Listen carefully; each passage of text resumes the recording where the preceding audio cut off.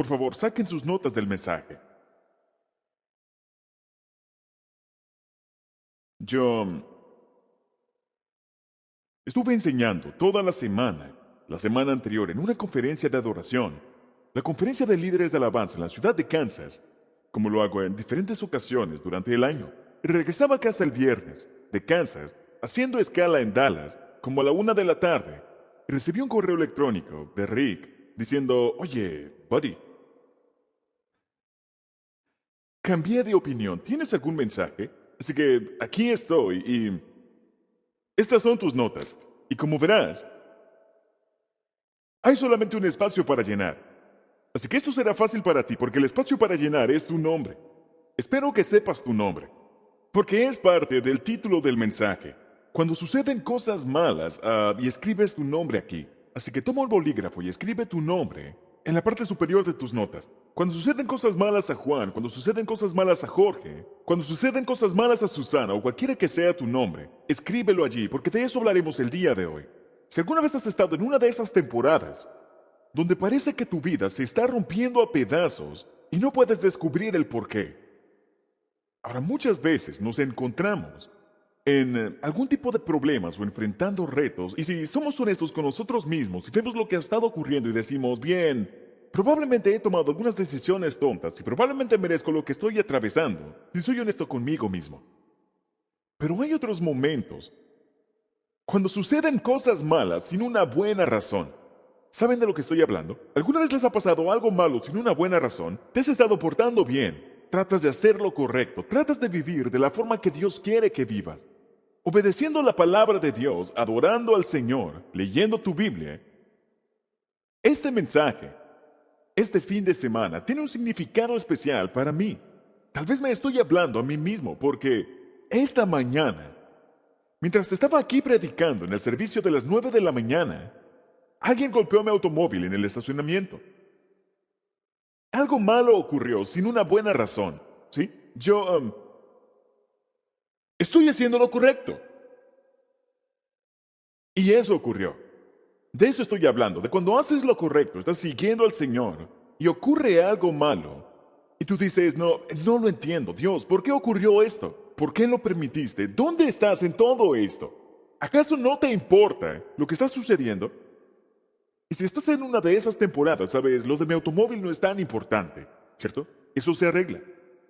Pero si estás en uno de esos momentos en la vida, esos momentos en los que eres retado por algo y tal vez tienes miedo de lo que está ocurriendo, y tú dices: yo necesito esperanza, es lo que quiero darte en este momento. Creo que este es un mensaje de esperanza para ti. Vamos a ver un verso principal. Habrá más versos en la pantalla, pero hay un verso principal en tus notas. Y es una promesa que Dios le dio a alguien y está llena de esperanza.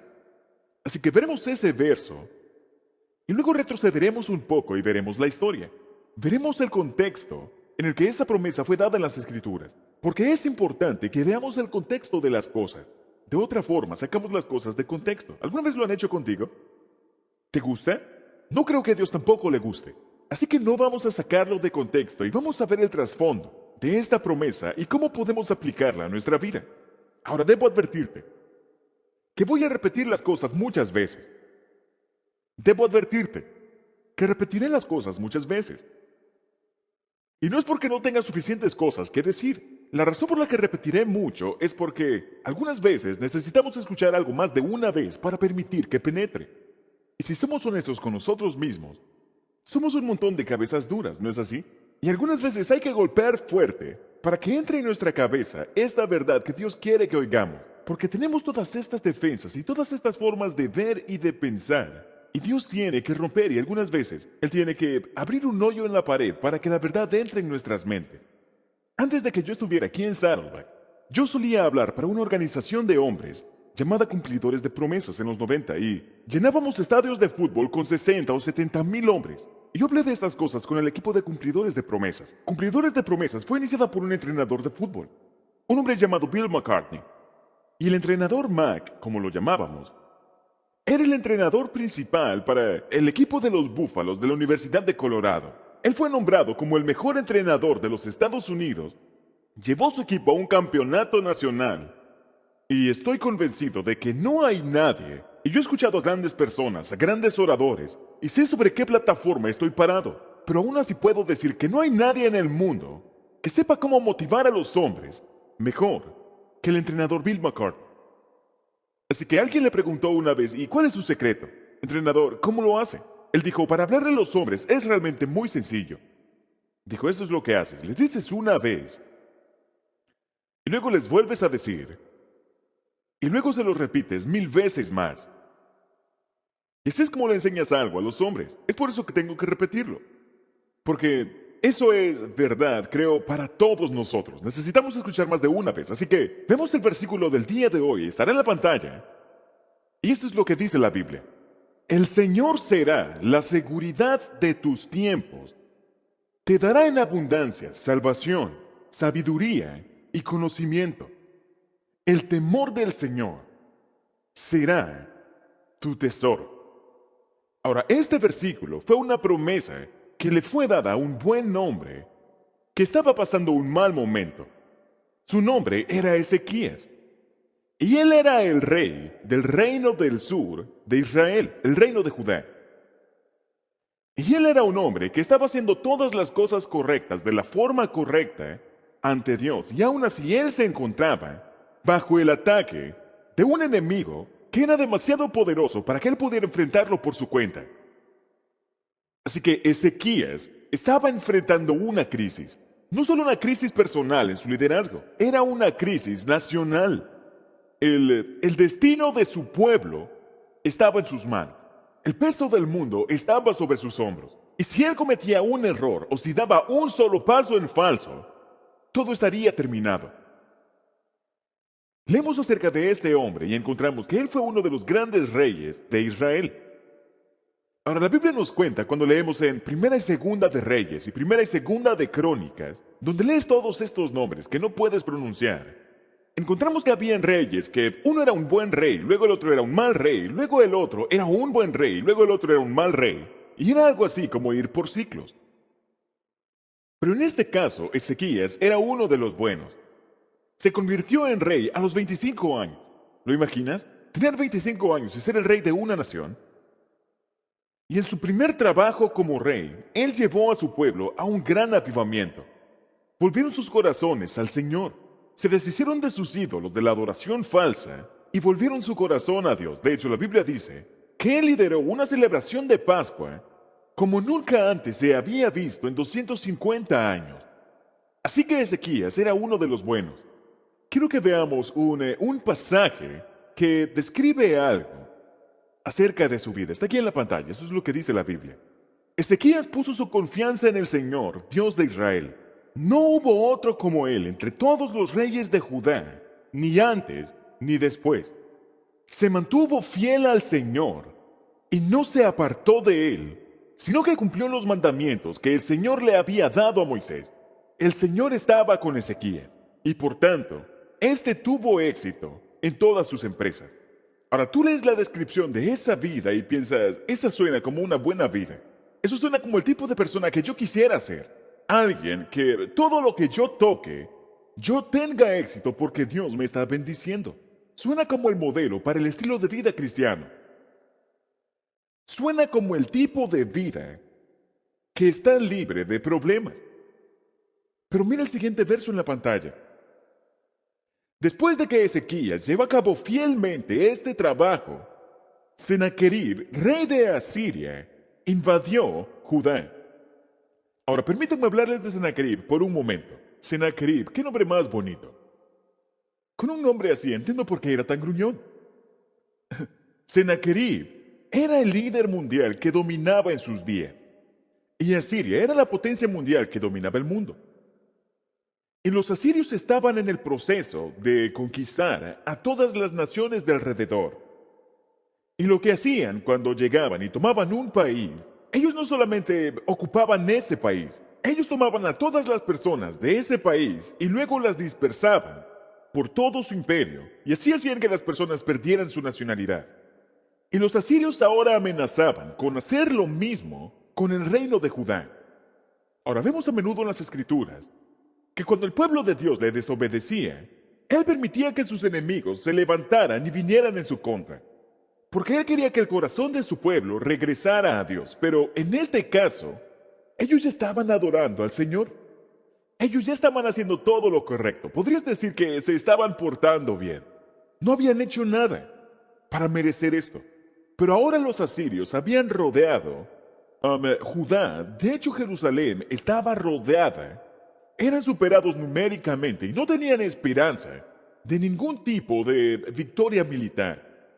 Y todo por lo que Ezequías y su pueblo habían trabajado tan duro, estaba a punto de ser destruido o robado por parte de ellos. Ellos no habían hecho nada malo, pero este era un ataque que era demasiado poderoso para ellos. Ahora Ezequías intentó asegurarle al pueblo que Dios se haría cargo de ellos. Así que Sennacherib empezó a enviar mensajeros a Judá, a Jerusalén. Él también enviaba cartas de amenaza contra Ezequías. Quiero que veamos un pasaje que nos da una idea del tipo de mensaje que Sennacherib le estaba enviando al pueblo. Mire este pasaje. Estas son palabras de Sennacherib. No dejen que Ezequías los persuada a confiar en el Señor, diciendo, sin duda, el Señor nos librará, y esta ciudad no caerá en manos del rey de Asiria. No le hagan caso a Ezequías. Así dice el rey de Asiria. Hagan las paces conmigo y ríndanse. De este modo, cada uno podrá comer de su vid y de su higuera y beber agua de su propio pozo, hasta que yo venga y los lleve a un país como el de ustedes, país de grano y de mosto, de pan y de viñedos, de aceite de oliva y de miel. Así que vivirán en vez de morir. No le hagan caso a Ezequías, que los quiere seducir cuando dice, el Señor nos librará. ¿Acaso eso no suena como el diablo mismo? Diciendo, miren, si ustedes vienen, si ustedes me siguen la corriente y hacen las cosas de la forma que yo les digo, su vida será maravillosa. Les daré todo lo que siempre han querido. Tendrán la vida que siempre han deseado si tan solo hacen las cosas a mi manera. No escuchen a esos predicadores. No escuchen a esos cristianos que dicen, esta es la forma en que debes vivir. Esa es la vida que Dios bendice. No los escuchen. Escúchenme a mí. Suena igual que él, ¿no es así? Ese fue un mensaje de Sennacherib. Ahora recuerden, Ezequías no había hecho nada malo, así que este no era un castigo de Dios. Pero tampoco lucía como una recompensa de Dios por haber hecho lo correcto. Así que debemos hacernos la pregunta de, ¿cómo se aplica esto a tu vida? ¿Por qué les estoy dando esta lección de historia? Porque la mayoría de nosotros nos dormimos en la clase de historia. Muchos todavía nos dormimos en la clase de historia esta noche. Así que tenemos que, ¿por qué esto? ¿Por qué es esto importante? Yo digo a menudo que cuando se trata de la Biblia, y cuando lees historias como esta, debes recordar que la Biblia no solamente nos dice lo que Dios hizo, nos dice cómo Él hizo estas cosas. No solo nos dice las cosas que ocurrieron, nos dice cómo ocurrieron las cosas. No solo nos dice las cosas que Dios dijo, nos dice cómo piensa Dios. La Biblia no es una colección de hechos históricos. Es una colección de verdades eternas. Así que cuando llegas a un pasaje histórico, como este pasaje en Segunda de Reyes con el rey Ezequías, debes preguntarte cuál es la verdad eterna. ¿Qué es lo que Dios está intentando decir? ¿Qué es lo que, de todas las cosas que le ocurrieron a esa nación, por qué quiso que esta historia fuera escrita? ¿Por qué quiso que esta promesa de Isaías fuera escrita? ¿Qué está intentando Dios decirnos a nosotros? ¿Qué intenta decirme a mí? ¿Y cuándo y cómo aplica esto a mi vida? De hecho, quiero que veamos un verso de las Escrituras que respalda lo que acabo de decir. Está en 1 Corintios capítulo 10 y dice esto. Dice, todo eso le sucedió. Ahora, ¿qué es eso y a quién le sucedió? Eso son estas historias como la que acabamos de leer y ellos a quienes les sucedió son el pueblo de Dios en el Antiguo Testamento. Dice, todo eso les sucedió para servir de ejemplo y quedó escrito para advertencia nuestra. pues a nosotros nos ha llegado el fin de los tiempos. Entonces, debemos encontrar cuál es el ejemplo y cuál es la advertencia. ¿Por qué quería Dios que esto fuera escrito? ¿Qué nos intenta decir? Así que ahora déjame regresar a tu vida y decir, ¿cómo aplica esto para ti? ¿Cómo luce tu vida con respecto a esta historia? ¿Alguna vez has tenido la impresión de que tus acciones o tus motivaciones han sido retadas injustamente por alguien más? ¿O que tal vez estás bajo ataque por hacer lo correcto? ¿O estás bajo ataque por rehusarte a hacer lo correcto? ¿O piensas que estás a punto de ser completamente barrido por algo, por cosas, por personas, por algunas circunstancias que simplemente son demasiado para que puedas soportarlas? ¿Hay algo de eso que te suene familiar? Donde te superan en número, en armas, en pensamiento, te superan en clase, te superan en maniobras, y te das cuenta de que estás siendo derrotado con una gran superioridad. Y piensas, Dios, no lo entiendo. He estado viviendo bien. ¿Por qué me está ocurriendo esto? He estado haciendo todo lo que quieres que haga, incluso predicar el domingo a las 9 de la mañana. ¿Por qué me está ocurriendo esto? ¿No te interesa? No sé cuánto tiempo más pueda resistir esto. He sido bueno. Y tú no pareces prestarme atención, Dios. He estado cumpliendo mi parte del trato. Así que Dios, ¿por qué no has estado cumpliendo tu parte del trato? ¿Acaso no me debes algo por mi buen comportamiento? Y creo que esa última pregunta es la pregunta que muchos de nosotros hacemos. Dios, yo me he estado portando bien. ¿Acaso no me debes algo por esto? Déjame decirte algo. Dios te ama. Él es compasivo. Él es fiel. Él se preocupa más por tu vida, incluso de lo que tú lo haces. Pero Dios no te debe nada. Entonces, ¿por qué permite que estas cosas ocurran? Bien, algunas veces permite que ocurran porque quiere que aprendamos algo acerca de Él. Y algunas veces permite que ocurran porque quiere que aprendamos algo acerca de nosotros. Y algunas veces Él permite que ocurran porque quiere demostrarle al mundo algo acerca de quién es Él. Y Él quiere mostrarle al mundo a través de ti, a través de tu experiencia. Ahora, volvamos a Ezequías y veamos cómo él respondió a esto. Veamos qué fue lo que hizo. Esto es lo que dice la Biblia. Esto fue luego de que él recibiera la carta. Dice, Ezequías subió al templo del Señor y desplegó la carta con las malas noticias. Desplegó la carta ante el Señor y en presencia del Señor, el rey hizo la siguiente oración. Oh Señor Dios de Israel, tú estás entronizado entre los poderosos querubines. Solo tú eres el Dios de todos los reinos de la tierra. Ahora, oh Señor nuestro Dios, rescátanos de su poder. Así todos los reinos de la tierra sabrán que solo tú, oh Señor, eres Dios. Ahora, ¿qué podemos aprender de lo que hizo Ezequías? Bien, eso es lo primero que aprendemos. Antes de hacer un plan, él oró. Es importante tener el orden correcto. Antes de planear, él oró. Nuestra tendencia, cuando tenemos algún problema o desafío, es empezar a intentar resolverlo. ¿Qué es lo que vamos a hacer? ¿Cómo vamos a superarlo? ¿Cómo seremos más inteligentes que quien quiera que sea? Y resultamos con una especie de plan. Y luego oramos y decimos, Señor, por favor, bendícelo. Porque, Dios, si tú no bendices este plan, no va a funcionar. Pero la oración no se trata de hacer que Dios esté de acuerdo con tu plan. La oración no se trata de hacer que Dios entre en razón. La oración se trata de llevarme a mí a la razón de Dios. La oración no se trata de decir, Dios, aquí está mi plan, espero que lo bendigas. La oración se trata de decir, Dios, ¿cuál es el plan que tú quieres bendecir? Y eso es lo que voy a hacer. Así nos enseñó a orar Jesús. En el Padre Nuestro, decimos, Padre nuestro que estás en el cielo, santificado sea tu nombre. Que venga tu reino y que se haga tu voluntad, en la tierra como en el cielo. Ahora, habiendo dicho eso, esto es lo que necesito.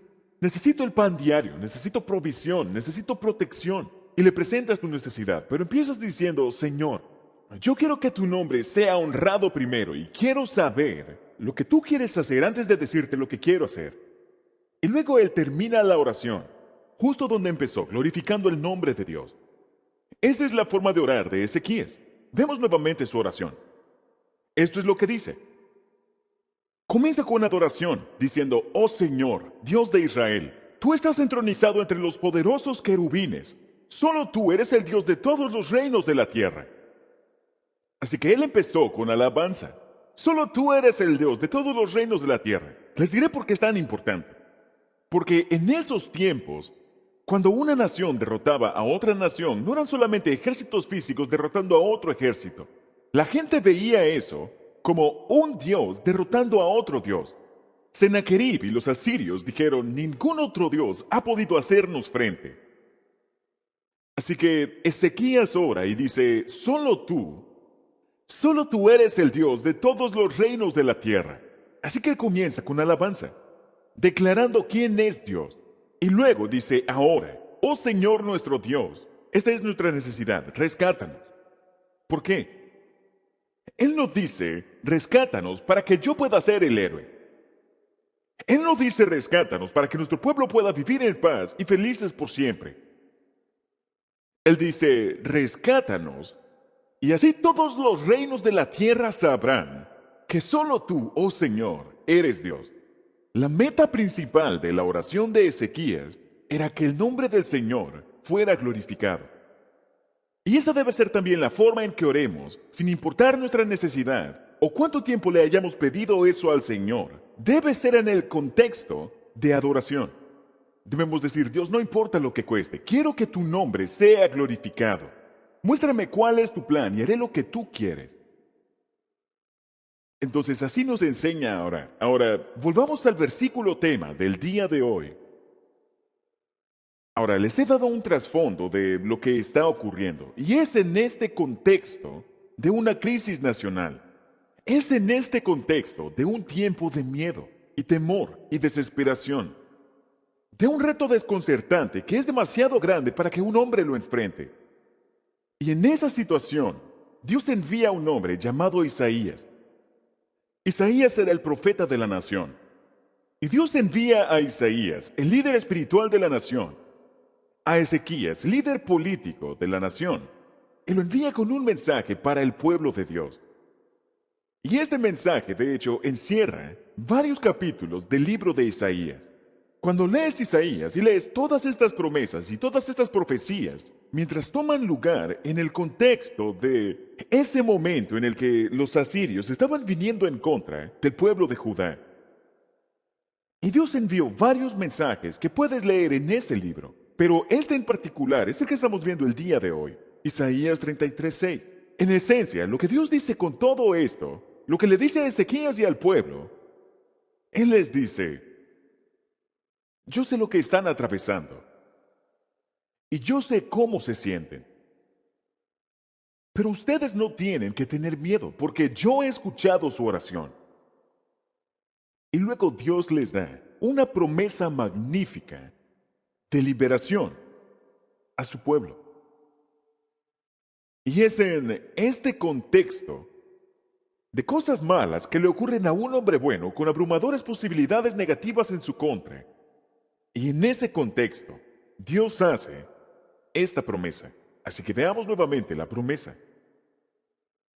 El Señor será la seguridad de tus tiempos. Te dará en abundancia salvación, sabiduría y conocimiento, y el temor del Señor será tu tesoro. Ahora, viendo este versículo, vamos a profundizar un poco. ¿Qué quiere decir con el Señor será la seguridad de tus tiempos? ¿De qué tipo de tiempos se está hablando aquí? Bien, no está hablando acerca de la duración de la vida de Ezequías. No está hablando acerca de ese tiempo. Él no está hablando de siglos o de grandes cantidades de tiempo. Está hablando acerca de momentos específicos en la vida, momentos decisivos en la vida, que los griegos luego llamarían tiempos kairos. Son momentos decisivos que tienen que ser atravesados a fin de conseguir un propósito específico. Son el tipo de tiempos en tu vida cuando alguien te dice: oye, ¿cómo estás? Y tú respondes: estoy atravesando un tiempo difícil. O estoy teniendo una temporada difícil en mi vida. O ves en tu pasado y dices: ¿qué hay de esos tiempos maravillosos? Es de esa clase de tiempos que Él está hablando. Y estos tiempos usualmente llegan a nosotros de forma inesperada. Llegan de repente. Y a menudo llegan sin que lo merezcamos. No hemos hecho nada para merecerlo. No hemos hecho nada malo. Simplemente ocurre. En el caso de Ezequías, este tiempo era una crisis nacional. Estaba en juego la preservación de una nación. En tu vida, este tipo de tiempo podría ser una crisis personal, donde está en juego tu propia preservación. Puede ser una enfermedad catastrófica. Puede ser una enorme pérdida, como la que están atravesando los Warren. Puede ser una traición por un amigo cercano, alguien de confianza o un ser querido. Puede ser uno de esos momentos en tu vida donde pareciera ser que todo choca contra ti. Tal vez recibiste malas noticias del médico. Tal vez fue una llamada en medio de la noche que te despertó con noticias que jamás querías escuchar. Tal vez sea una relación que ha sido importante para ti y de repente todo está reseco y piensas, ¿por qué sucede esto? Pensé que estaba haciendo lo correcto, no lo entiendo. ¿Por qué está saliendo todo mal? ¿Por qué me está traicionando esta persona? ¿Por qué se volvió esta persona en mi contra? O tal vez es un tiempo donde esa barca que pensaste que estaba a punto de llegar se acaba de hundir cerca del puerto. Y piensas, ¿y ahora qué se supone que haga? ¿Qué es lo que debo hacer? Es en estos momentos que somos tentados, como lo fueron el pueblo de Israel, a vendernos, a rendirnos, a comprometer lo que sabemos que es correcto y verdadero, porque si solamente cediéramos o nos rindiéramos, sería mucho más fácil. Si dejamos de poner resistencia, todo sería color de rosas. Pero es en esos momentos cuando tu fe, tu carácter y tu integridad son puestos a prueba. Ahora, para Ezequías, él necesitaba tres cosas en esta crisis, y todas las tres están abarcadas en esta promesa. Primero, necesitaba conocimiento, necesitaba saber qué es lo que está ocurriendo, cuál es el plan de mis enemigos, qué necesitaba hacer a continuación, necesitaba conocimiento. Segundo, necesitaba sabiduría. ¿Qué tipo de decisión se supone que tome? ¿Qué es lo mejor para mí que debo hacer? ¿Cómo puedo encontrar la salida de esto? Necesito sabiduría, porque solamente tengo una oportunidad. Si solamente cometo un error aquí, estoy acabado. Así que necesitaba conocimiento, sabiduría y necesitaba salvación. Él necesitaba ser rescatado. Él necesitaba ser liberado. El tipo de liberación que solamente Dios puede proveer. ¿Suena eso como algo que tú necesitas? ¿Necesitas conocimiento o sabiduría frente a algo que tal vez estés enfrentando ahora mismo? Tienes una decisión que debes tomar. Una muy importante. Tal vez una decisión que cambie tu vida. Y estás buscando la sabiduría de Dios. O tal vez necesitas ser rescatado de algo que ha ocurrido en tu vida. Tal vez por eso viniste aquí el día de hoy. Porque algo ha ocurrido. Y tú dices, necesito saber si Dios tiene algo que decirme. Necesito saber si Él tiene alguna promesa, algo que yo pueda llevarme ahora de la iglesia, algo a qué aferrarme, porque ahora mismo no tengo mucho a qué aferrarme. Saben, muchas veces vamos a la Biblia de esa forma. Mucha gente solo va a la Biblia cuando está en una crisis. Así que piensan que simplemente abriendo la Biblia y poniendo su dedo en una de las páginas, esperan tener suerte y encontrar un versículo al cual puedan aferrar sus vidas. Y en verdad no tiene nada que ver con lo que están atravesando. Pero si estás en algún tipo de esas situaciones, si estás en uno de esos momentos ahora mismo en tu vida y estás buscando una promesa de Dios, bien, de eso es de lo que se trata esta promesa de Isaías. Aplica a este tipo de momento en tu vida, porque ahí es cuando Dios se la dio a Ezequías. Así que quiero que veamos esa promesa una vez más. Mira estas palabras. El Señor será la seguridad de tus tiempos. Te dará en abundancia salvación y sabiduría y conocimiento. El temor del Señor será tu tesoro. Así que este es un versículo al que puedes aferrarte, una promesa a la cual aferrarte. De hecho, quiero que lo escuches de una forma diferente. Quiero que escuches al Señor diciéndote, de la forma en que Isaías se lo habría dicho a Ezequías, personalmente, solo a ti. Permíteme invitarte a hacer algo. ¿Por qué no simplemente cierras tus ojos? No tengas miedo, nadie va a lastimarte. Solo cierra tus ojos. Acerca tu corazón al Señor en oración. Y escucha al Señor diciéndote a ti, al igual que le dijo a Ezequías. Él dice, he escuchado tu oración y sé cómo te sientes. Y sé lo que estás enfrentando. Y sé por qué está ocurriendo. Pero no tienes por qué tener miedo. Porque yo mismo seré tu seguridad, tu protección. Yo voy a guardarte, voy a protegerte con mi diestra de justicia. Yo voy a sostenerte. Si necesitas sabiduría, yo voy a dártela y voy a mostrarte qué hacer. En este momento, en tu tiempo, el Señor dice, yo seré la roca fuerte donde puedes pararte, la seguridad de tus tiempos, tu cimiento fuerte e inquebrantable. Así que no te muevas de ese cimiento. Y yo seré una fuente abundante de salvación y sabiduría y conocimiento para ti. Ahora simplemente toma un segundo y dale las gracias a Dios por su palabra.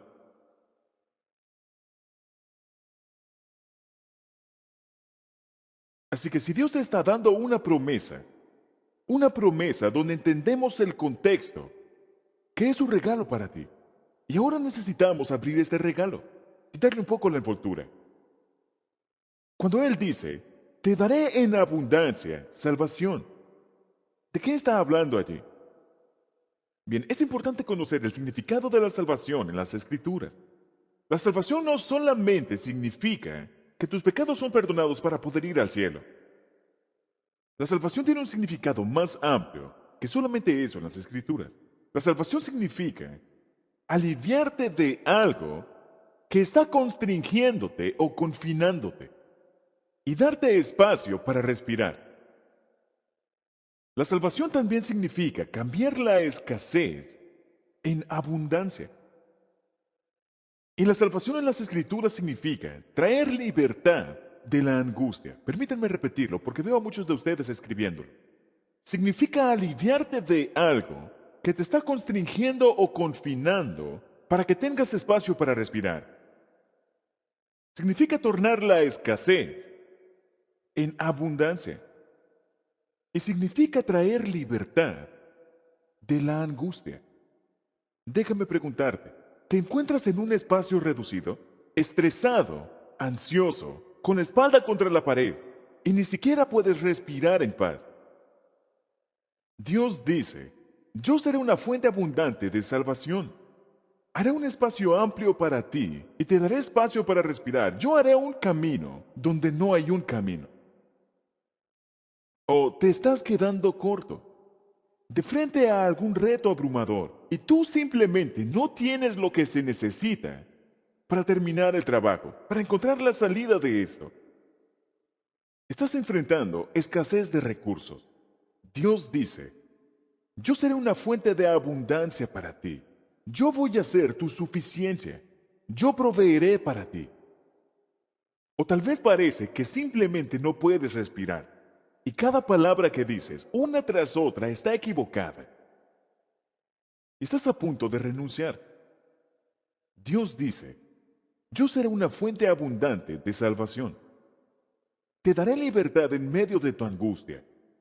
Traeré esperanza en medio de la desesperación. Traeré luz en tu oscuridad. Seré una fuente abundante de salvación. Te dije que iba a repetir las cosas muchas veces. Y Él dice, voy a salvarte de maneras que pueden solamente hacerse a través de mi poder divino y mi intervención. Porque tú sabes que el recurso que tienes en tu mano no es suficiente para la tarea. y hacia donde yo me estoy moviendo en tu dirección, de tu parte, no será solamente tú obteniendo una mínima cantidad, sino que vas a recibir de una manera abundante y desbordante de mi poder y mi gracia en tu vida, en medio de tu situación. ¿Hay alguien en este lugar que lo reciba? ¿Hay alguien aquí que diga, necesito un poco de eso en mi vida? Porque hay cosas que estoy enfrentando y no sé qué hacer. Y quieres aferrarte a esta promesa de Dios, porque tú necesitas que Él sea una fuente abundante de salvación para ti. Si eso es lo que necesitas hoy, la Biblia te dice cómo permitir que eso ocurra. Él culmina esa promesa diciendo, el temor del Señor será tu tesoro. El temor del Señor será tu tesoro. Entonces, ¿qué es el temor del Señor? ¿Qué significa temerle a Dios? Bien, no significa estar asustado. No es ese tipo de temor. Dios te ama. Él no va a lastimarte. De hecho, la Biblia dice que el amor de Dios echa fuera el temor. Y Dios te ama perfectamente. Así que no es esa clase de temor. Veamos un par de versículos más acerca del temor del Señor. Esto es lo que dice la Biblia en Proverbios 9. Dice, el comienzo de la sabiduría es el temor del Señor. ¿Necesitas sabiduría? Comienza con el temor del Señor. En Proverbios 14 la Biblia dice, el temor del Señor es fuente de vida. Entonces, ¿qué es el temor del Señor? Permíteme darte una definición del temor del Señor. El temor del Señor significa reverencia, respeto y admiración que conlleva a la obediencia. Ahora observa que no es solamente respeto, reverencia y admiración. Hay mucha gente que dice, oh sí, yo respeto a Dios. Oh sí, yo tengo reverencia por Dios. Yo me quito el sombrero cuando alguien está orando. No es esa clase de reverencia, respeto y admiración. Es reverencia, respeto y admiración que conlleva a un cambio de vida, que conlleva a la obediencia. No solo estoy diciendo, si yo alabo al Señor con las cosas que digo el domingo por la mañana cuando voy a la iglesia o cuando canto una alabanza el domingo, sino que tomas la decisión de adorar a Dios con toda tu vida. Es lo que llamamos alabanza viva. Es alabar a Dios en espíritu y en verdad. No son solo actividades religiosas, no son solo palabras religiosas, sino vivir de acuerdo a las palabras del Señor y sus caminos. Es tomar la decisión de vivir para su gloria y de adorarlo con tu vida. De eso se trata el temor del Señor, adorarlo con toda tu vida. Así que quiero que escribas algo en tus notas. Y yo creo, si mal no recuerdo, creo que dejé suficiente espacio en esas notas para que escribas algo. Así que escribe esto. Cuando temes al Señor, no tienes nada más que temer. Cuando temes al Señor, no tienes nada más que temer. Dios le dijo a Ezequías, si temes al Señor, no tienes por qué temer a Sennacherib. Y Dios te dice a ti que si temes al Señor, no tienes que estar preocupado por lo que estás enfrentando. No tienes que tener miedo del porvenir o las posibilidades o el terror que está enfrente de ti. Si temes al Señor, no hay nada más a lo que le debes temer. Porque yo voy a ser tu cimiento y yo seré tu fuente abundante de salvación y sabiduría y abundancia para ti. Ahora, la Biblia nos dice cómo terminó esta crisis. Para Ezequías y Sennacherib nos dice en Segunda de Crónicas, y lo que encontramos es lo que leemos en la historia. Es que aquella misma noche, la noche que Dios envió a Isaías con el mensaje para Ezequías, esa misma noche, Dios también envió un ángel en el campamento del ejército asirio. Y 145,000 soldados del ejército asirio murieron en una noche. Y el pueblo de Dios ni siquiera tuvo que dejar sus casas. Sennacherib escapó de esa escena, regresó a Asiria en desgracia y vergüenza y fue asesinado por sus propios hijos en el templo de su propio Dios. Así es como termina esa historia. La pregunta ahora es, ¿cómo terminará tu historia? En una medida extraordinaria, tienes un rol que llevar a cabo en tomar esa decisión. Tú tienes una decisión que tomar que va a afectar cómo termina tu historia. Puedes escoger temer al Señor, adorarlo con tu vida, decir, a pesar de todo lo que está ocurriendo, yo no voy a condescender, yo no voy a salir a mi enemigo, yo no voy a bajar la guardia, pero voy a adorar al Señor con mi vida. Puedes escoger temer al Señor y alabarlo y luego experimentar su salvación. O puedes confiar en ti mismo y enfrentar a tu enemigo por tu cuenta. Es tu elección. Y es una decisión que vas a tomar, ya sea que lo quieras o no. Es inevitable. Vas a tomar la decisión. ¿A quién vas a adorar? ¿A quién vas a seguir? ¿A quién le vas a temer? ¿Temerás al Señor o le temerás a tu enemigo? Tu enemigo quiere destruirte. El Señor quiere salvarte. ¿A quién vas a temerle?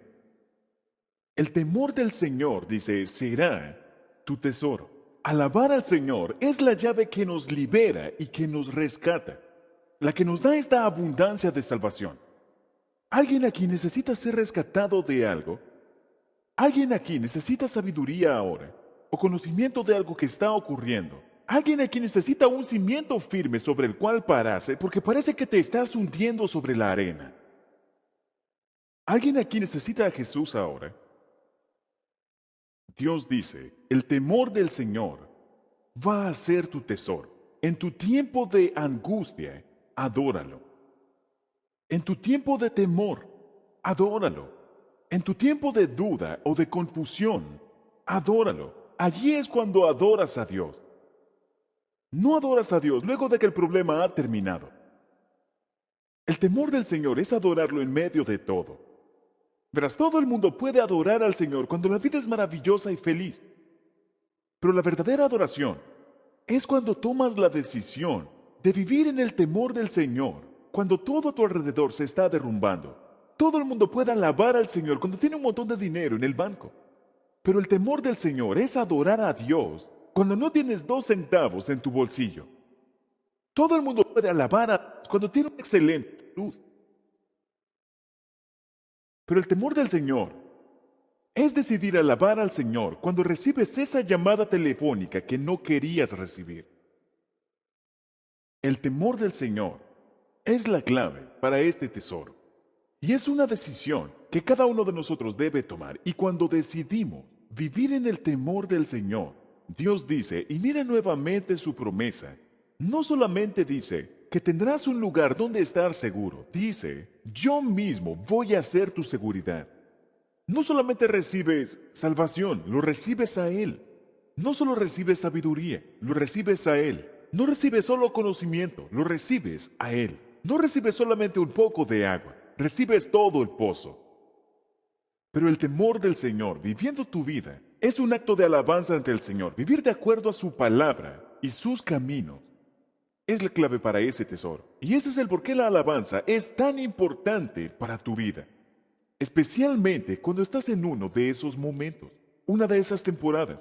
Es entonces cuando es más importante que nunca que adores a Dios. Adóralo en las decisiones que tomes. Puedes saber cuando alguien adora por la forma en que vive su vida. Así que si alguien viera tu vida, especialmente en una crisis, podrían ellos saber que tú alabas al Señor con las decisiones que tomas, juzgando tus valores. Adoramos al Señor con nuestras decisiones, adoramos al Señor con nuestras palabras, adoramos al Señor, claro, cantándole.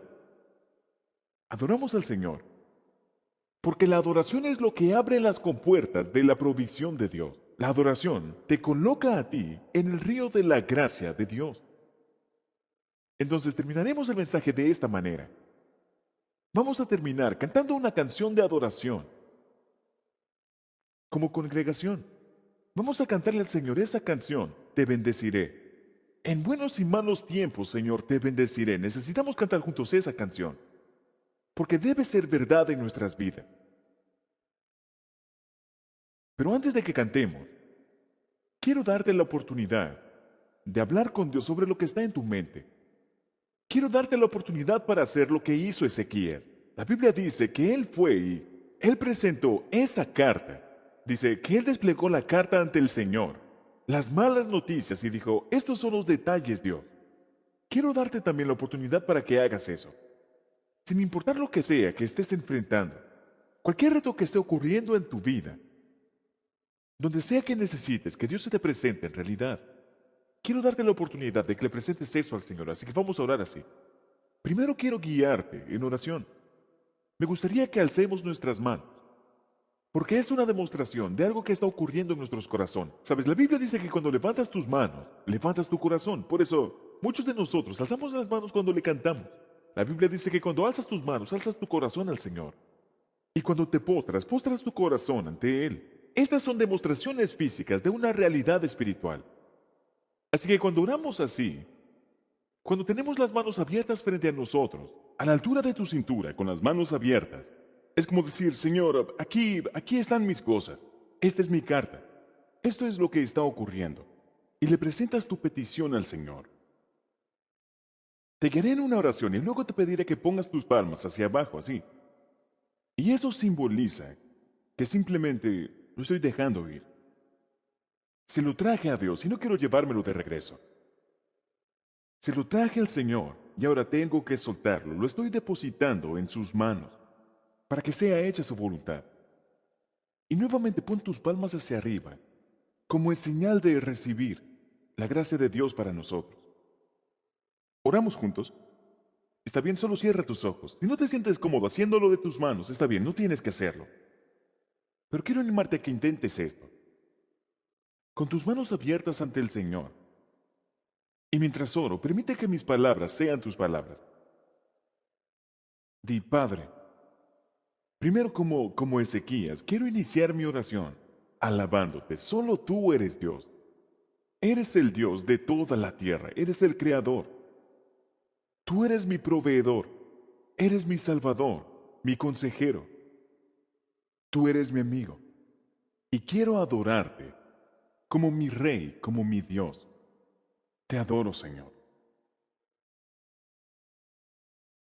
Pero ahora, hay algunas cosas ocurriendo de las que tengo miedo. Hay algunos retos que estoy enfrentando y no sé qué hacer con ellos. Son demasiado grandes para mí. Y siento que estoy a punto de perderlo todo. Así que, Señor, te traigo mi petición, al igual que Ezequías trajo esa carta con todas las malas noticias. Presento ante ti las malas noticias. Porque esto es lo que está ocurriendo en mi vida. Ahora, en tu propia oración en silencio, solo toma un minuto y dile al Señor exactamente lo que hay en tu mente. Dile lo que estás poniendo en sus manos.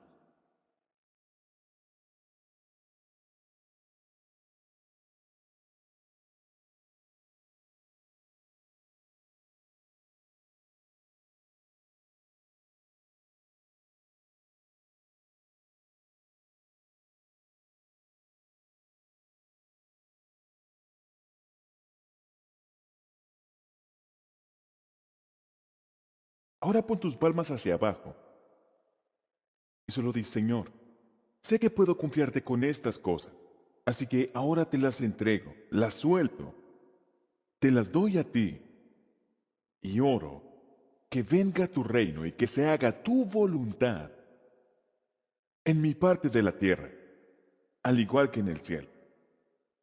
Este es ahora tu problema, porque yo no puedo lidiar con esto. Ahora solo déjalo ir. No retomes el problema, solamente déjalo ir. Suelta a tus hijos, suelta a tus padres, suelta a tu cónyuge, suelta tu hipoteca, tu empleo, el conflicto que estás enfrentando. Solo entrégaselo a Dios, pon tus palmas hacia abajo y suéltalo. Ahora pon tus palmas hacia arriba. Y di, Señor, ahora mis manos están vacías, te he dado lo que estaba en mi corazón. Y he pedido que se haga tu voluntad, y ahora mis manos están disponibles para ti. Y Señor, por fe, el día de hoy, yo me aferro a tu promesa. Y ahora mismo, por fe, yo recibo todo lo que tu gracia quiere entregarme. Recibo la provisión, recibo tu paz, recibo gozo, recibo dirección. Señor, recibo perdón por mis pecados y recibo la gracia para perdonar a aquellos que han pecado en mi contra. Y Señor, oro que a través de mis manos, de alguna forma, tu nombre será glorificado en mi vida el día de hoy. Lo que sea que ocurra, sin importar cómo resuelvas estos detalles, Señor, que tu nombre sea glorificado a través de mi vida. Y ahora decido vivir mi vida en el temor del Señor como un acto de adoración. Y hago esta oración en el nombre de Jesús. Amén.